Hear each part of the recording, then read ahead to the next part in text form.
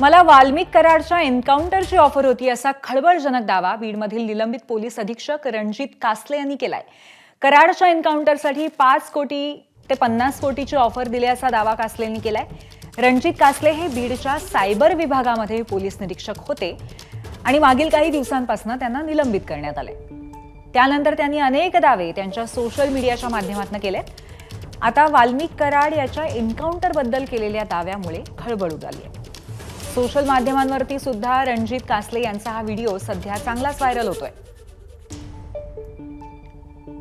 ज्याप्रमाणे मला ऑफर दिली होती एन्काउंटरची वाल्मिक कराडच्या, त्यावर मी नकार दिला। मला एवढं पाप होणार नाही आणि ते लाईफ टाइमचं एक लमसम अमाऊंटची ऑफर देतात, म्हणजे 10 करोड 20 करोड 50 करोड अशी एक ऑफर देतात। तुम्ही बोलाल तेवढी ऑफर असते त्या एन्काउंटरला आणि तो माणूस कुठेही असेल तर त्याला त्या ठिकाणी बोलावून घेतात। जसं मी सायबरला होतो, सायबरचा आणि इकडला काही संबंध होता का? नाही, पण त्यांना माहित होता की हा माणूस करू शकतो, याच्यामध्ये दम आहे, गट्स आहेत। तर मी माझा मोठेपणा सांगत नाही, नाहीतर अजून माझे ते सोडलेले कुत्रे आहेत ना, ते भुकतील माझ्या अंगावर। यांनी केलेला आहे आणि त्यांनी वाल्मिक कराडला त्यांचा एन्काउंटर करण्याची आपल्याला ऑफर होती असा अत्यंत खळबळजनक दावा केलाय। आपले प्रतिनिधी विकास माने आपल्या बरोबर फोन लाईन वरती आहेत आणि ते आपल्याला या संदर्भामध्ये अधिक माहिती देणार आहेत। विकास, नक्की हा दावा त्यांनी कधी केलेला आहे आणि त्याचबरोबर या दाव्या संदर्भामध्ये आपण त्यांच्याशी आणखीन काही बातचीत केली आहे का?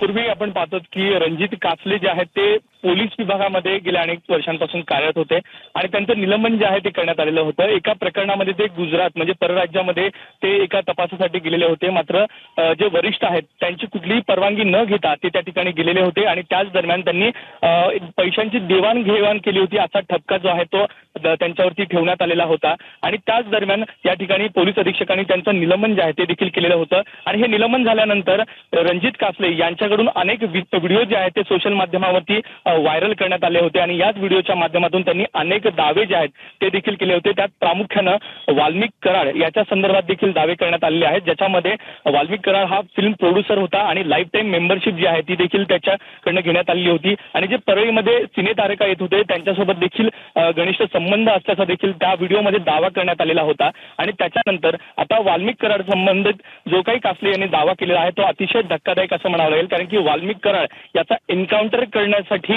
मला ऑफर होती असं या व्हिडिओमध्ये म्हणण्यात आलेलं आहे। खरंय विकास, तुम्ही सोबतच राहा। आपल्यासोबत या क्षणी सामाजिक कार्यकर्त्या अंजली दमानिया सुद्धा आहेत, आपण त्यांच्याशी संवाद साधूया। अंजली ताई, स्वागत आहे आपलं एबीपी माझामध्ये। तर हा जो दावा केलेला आहे कासले यांनी की आपल्याला वाल्मिक कराडचा एन्काउंटर करण्याची ऑफर होती, हे आपण ऐकलंय का? याबद्दल आपली प्रतिक्रिया?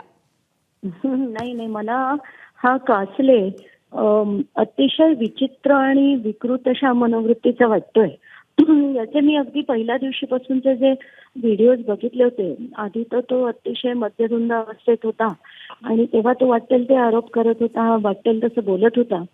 आज आता त्यांनी जर एन्काउंटर करण्याचा खरंच त्याच्याकडे कोणी तसं सांगितलं असेल तर इतक्या दिवसांनी कधी कोणी बोलत नसतं, हे त्यांनी तात्काळ बोलून टाकलं असतं। पहिल्या दिवशीपासून तो सगळ्या माध्यमांपुढे येतोय। मला तर हा थोडासा विचित्र आणि विकृत असा वाटतोय माणूस, याच्या बोलण्याकडे फारसं कोणी लक्ष देऊ नये असं वाटतं मला। कारण याला जे बोलायचंय ते तो पहिल्या दिवशी बोलू शकत होता। दुसरं म्हणजे त्याला हे सगळं सस्पेंड केल्यानंतर त्याला ही एवढी बुद्धी सुचली का? जर त्याला खरंच सगळेच जण असे वाटत होते आणि त्याचे जे आरोप मी पुन्हा पुन्हा ऐकले, मला हे सगळे विक्षिप्त असे आरोप वाटतात। मला नाही वाटत कोणी त्याच्याकडे जास्त लक्ष द्यावं। म्हणजे थोडक्यात खळबळ माजवण्यासाठी कुठेतरी तथ्यहीन अशा पद्धतीने इथे दावे केले जातात असं वाटतं आपल्याला? बिलकुल अगदी तो काहीतरी खळबळ करण्याचा प्रयत्न करतोय आणि तो आज जे बोललाय, मी तो पूर्ण व्हिडिओ ऐकला आणि त्याच्यात तो सहजपणे नुसतं असं एक कॅज्युअल मेन्शन होतं। खरंच जर ही मोठी बातमी कधी झाली असती की बाबा खरंच तू फक्त तो आरोप करून कसं त्याला ती सुपारी दिली गेली, कसं त्याला सांगितलं गेलं, ह्याच्याबद्दल तो बोलला असता। पण तो जनरली कसं दिलं जातं, कसं केलं जातं, हे जे बोलतोय त्याच्यावरून असं वाटतंय कम्प्लीट तथ्यहीन आरोप आहेत आणि नुसतीच खळबळ करण्यासाठीच केलेले आहेत। पण अंजलीताई, यापूर्वी सुद्धा वाल्मिक कराडचा एन्काउंटर होऊ शकतो अशा पद्धतीचे कुठेतरी संवेदना राजकीय पटलावरती असू देत किंवा सामाजिक पटलावरती असू देत कुठेतरी उमटलेली होती. ह्याचा मग इथे कुठेतरी फायदा करून घेतला जातोय असं वाटतंय का तुम्हाला?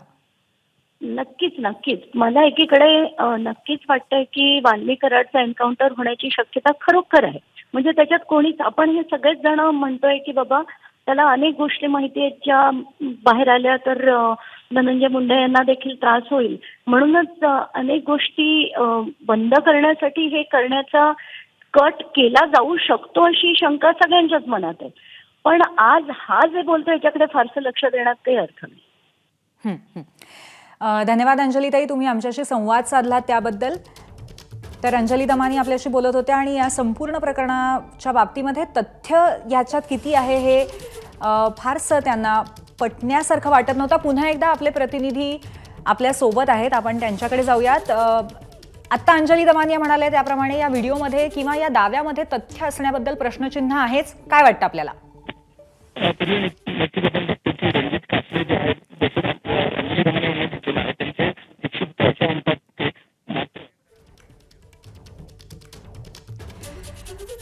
विकास यांचा नीट आवाज येऊ शकत नाही, पण एकंदरीत आपण अंजली दमानिया यांचं बोलणं ऐकलं आणि त्याचबरोबर ज्या पद्धतीने हा व्हिडिओ सध्या बाहेर येतोय ते बघता या सगळ्या प्रकरणामध्ये तथ्य किती आहे हे अर्थातच चौकशीनंतर किंवा जास्त फॅक्ट चेक केल्यानंतरच कळू शकेल. परंतु सध्या तरी रणजित कासले यांनी आपल्याला वाल्मिक कराड याचा एन्काउंटर करण्यासाठी ऑफर होती असा दावा त्याच्या सोशल मीडियावरनं केलाय.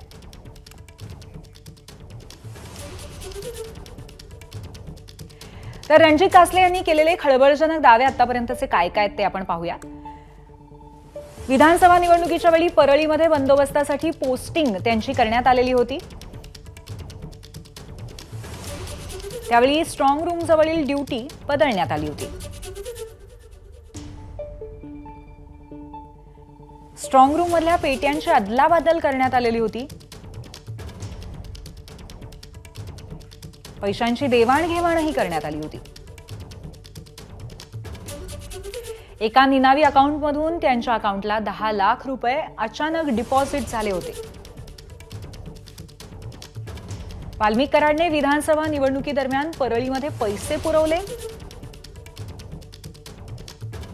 वाल्मिक कराड फिल्म प्रोड्युसर बीकेसीतील कराडच्या ऑफिसचे फोटोही पोस्ट करण्यात आलेले आहेत. तसंच कराडच्या एन्काउंटरसाठी 50 कोटीपर्यंतची ऑफर होती असा दावा रणजित कासलेंनी केलाय.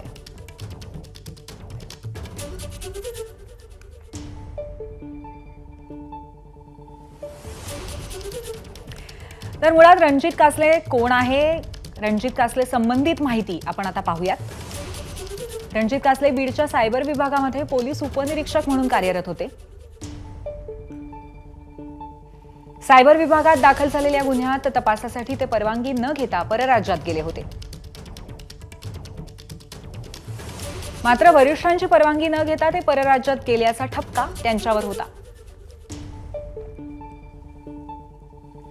परराज्यात त्यांनी आरोपींकडनं पैशांची देवाणघेवाण केल्याचाही त्यांच्यावर आरोप आहे.